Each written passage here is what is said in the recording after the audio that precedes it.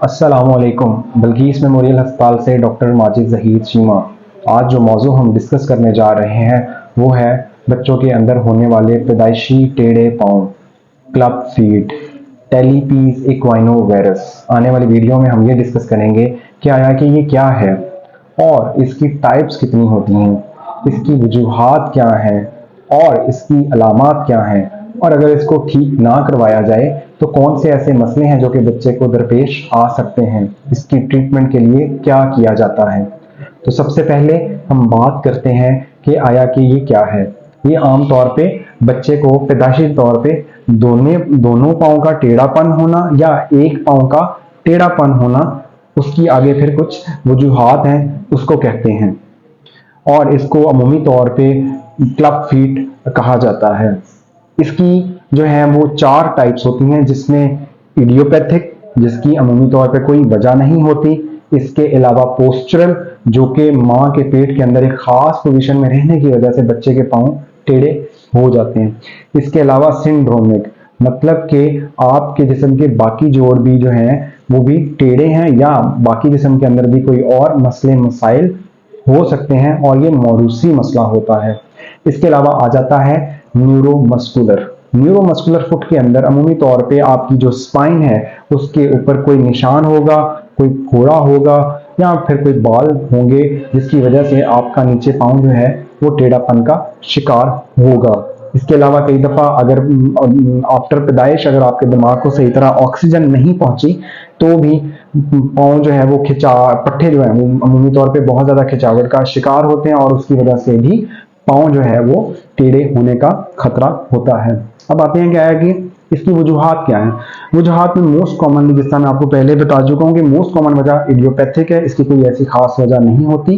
दूसरे नंबर पे जो पोस्टरल या पोजिशनल होता है वो माँ के पेट में जगह कम होने की वजह से या कई दफ़ा लाइकर कम होने की वजह से पाँव जो है वो टेढ़ापन का शिकार होते हैं।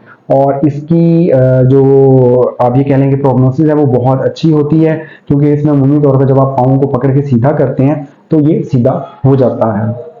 इसके बाद आ जाता है कि इन्वायरमेंटल फैक्टर्स, लाइक दौरान हमल अगर वालदा जो है वो स्मोकिंग करती रही है या ऐसे इन्वायरमेंट में रही है जहाँ पे जो स्मोक है वो पैसिवली जो है इनहेल करती रही है, तो उसकी वजह से भी ये मसले देखने में आए हैं। इसके अलावा अल्कोहल का एब्यूज भी इस मसले को जन्म देता है।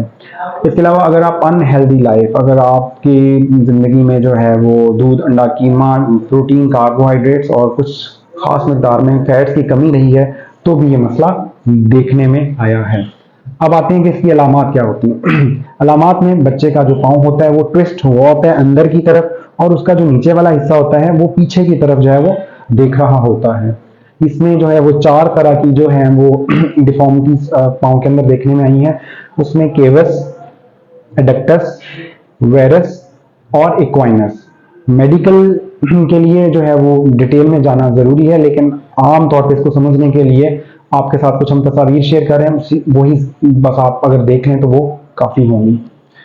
अब आते हैं कि आया कि अगर आप इसका इलाज नहीं करवाते क्या मसला हो सकता है। एक तो आपके बच्चे को चलने फिरने में दुश्वारी होगी, दूसरे नंबर पे जब वो भागना दौड़ना उसके लिए मुश्किल होगा, और जब वो टेढ़े पाँव के साथ चलेगा तो उसका जो बाहर वाली साइड है वहाँ पे प्रेशर अल्सर्स, जख्म का बन जाना या बर्साइटिस आमतौर पे हम ये कहते हैं वो बन जाते हैं। इसके अलावा पाँव के जोड़ जल्दी खराब हो सकते हैं। इसके अलावा आपका बच्चा जो है साइकोलॉजिकल प्रेशर में आ जाता है, क्योंकि बाकी बच्चे जो है उसका मजाक बनाते हैं और बाकी बच्चे जो के साथ वो खेल कूद उस तरीके से नहीं सकता। इसके अलावा अगर आप इसका इलाज नहीं करवाएंगे तो डेफिनेटली बच्चे को जो है वो चलने फिरने में रुकावट जो पेश आ रही है, उसकी कमर के अंदर भी मसाइल शुरू हो जाते हैं। और अगर आप इसका वक्ती तौर पे इलाज नहीं करवाते तो बाद में आपको सर्जरी करवानी पड़ती है, और जितना लेट आप सर्जरी करवाएंगे उतने रिजल्ट्स उतने ही कॉम्प्रोमाइज्ड हैं, और सर्जरी की वजह से आपके बच्चे का पाँव जो है वो छोटा भी रह सकता है और इवन कई दफा पूरे तरीके से सीधा नहीं होता। अब आते हैं